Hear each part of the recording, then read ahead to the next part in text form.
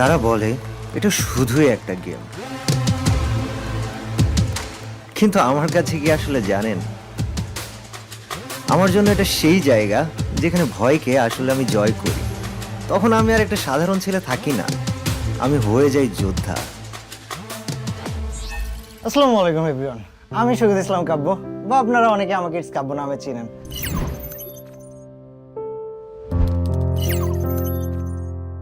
কুষ্টিয়াতে থেকে জাস্ট আমার ছোট্ট ঘরে বসে গেম খেলে আজ পুরো বিশ্বের মাঝখানে পৌঁছে গেলাম, সেটা নিয়ে আপনাদের সাথে গল্পটা শেয়ার করব।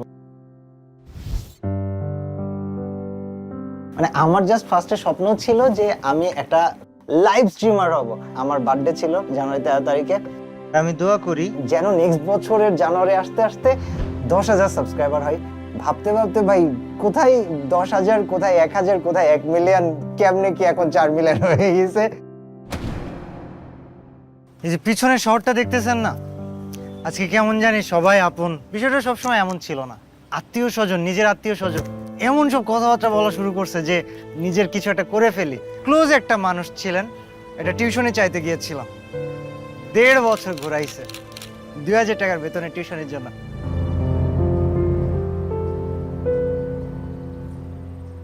মোবাইল কিনে সে মোবাইলে দেখি মাঝে মাঝে গেম খেলে।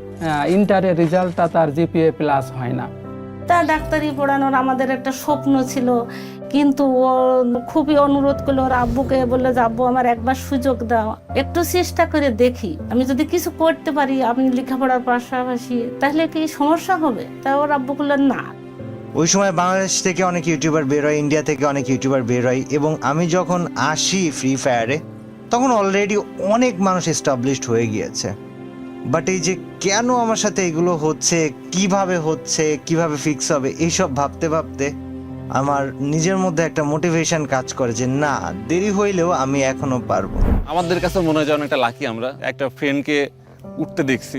ফ্রি ফায়ারটাই সেই প্ল্যাটফর্ম, যে প্ল্যাটফর্মটা কিন্তু শুধুমাত্র কাব্য না, এরকম কিন্তু হাজার ইউটিউবারকে ফোকাস করতেছে। আর হাতে গোনা 2-1 জন ছিল যারা অরিজিনালি আমাকে বিশ্বাস করেছিল, আমাকে সাহস দিয়েছিল, এবং আমি তাদের কাছে চিরকৃতজ্ঞ।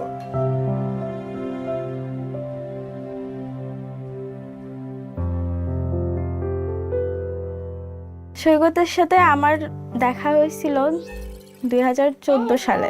কারণ আমার বাসায় যখন জানাজানি হলো তখন আমি একটু ভয় পেয়ে গিয়েছিলাম, যাই হয়ে যাক এর সাথেই বিয়ে করা লাগবে। এর মাঝখান থেকে আমার বাবা মা আমার কষ্টের জন্য অনেকবার বলছে যে চলে আসো, আমি কারোর কথা শুনি নাই। একদিন এসে আমাকে বলতেছে যে আব্বু তোমার অ্যাকাউন্ট নাম্বারটা আমার দাও। তো বলতেছে যে আমি যে খেলা করি এই খেলা থেকে কিছু টাকা দিবে। তো আমি বললাম আমার তো বিশ্বাস হয় না যে খেলা করে আবার মানুষ টাকা পায় নাকি। দেওয়ার পরে দেখলাম সত্যি সত্যি পরের মাসে অ্যাকাউন্টে কিছু টাকা আসছে।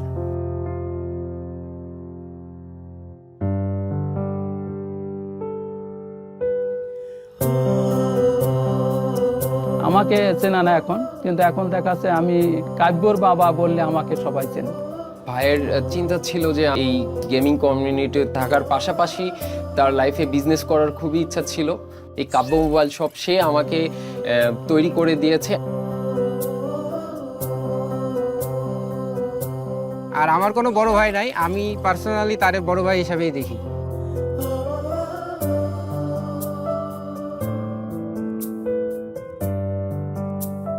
তো জাস্ট আমিও আসলাম, দেন আমাদের মোবাইল শপ ওপেন হলো, অ্যান্ড আলহামদুলিল্লাহ এখন আমি ভাই মোটামুটি অনেক কিছু ম্যানেজ করি।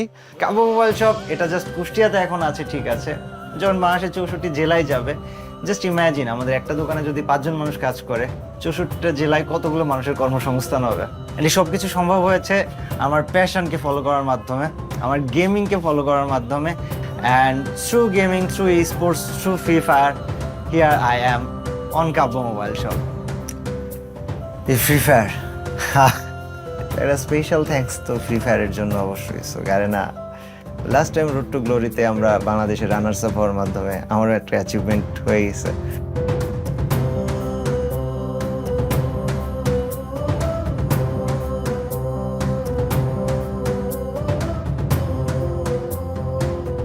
আব্বা আমার ভালোবাসা সবসময় আব্বা আমার ভালোবাসার মতো, এটার সাথে বউয়ের ভালোবাসার তুলনা হবে না। এই মানুষগুলোর মধ্যে আমার আব্বা হচ্ছে আমার একমাত্র হিরো। পুরো আমি কাব্যটার একমাত্র হকদার তুমি আর আমার আম্মা। তোমাদেরকে অনেক ভালোবাসি। গল্পটা এখন আর শুধু আমার নিজের নয়, গল্পটা হয়ে উঠেছে প্রতিটা স্বপ্নবাজ তরুণদের গল্প, যারা বিশ্বাসী এবং সাহসী। আমি শুরু করেছিলাম ছোট্ট এই ফোনের স্ক্রিনটা দিয়ে, কিন্তু এই স্বপ্নটা এখন অনেক বড় হয়ে গিয়েছে। এই জার্নিটা অনেক কঠিন ছিল। প্রতিটা চ্যালেঞ্জ তোমাকে নতুন কিছু শেখাবে, নতুন রাস্তা দেখাবে। ছোট একটা শহর থেকে বের হয়ে তুমি পরিচিতি পেতে পারবে পুরো দুনিয়ার কাছে। এটা তো কেবল শুরু, বাকিটা দেখা যাক।